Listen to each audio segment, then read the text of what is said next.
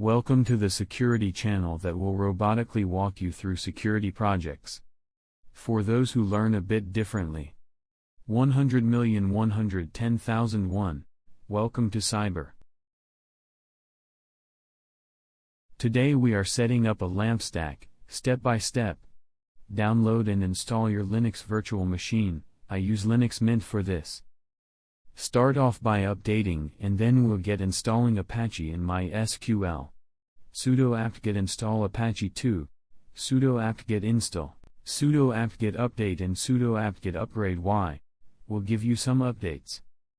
Now we will install PHP. Since we are going to be penetration testing, we'll be using a purposefully vulnerable older version of PHP.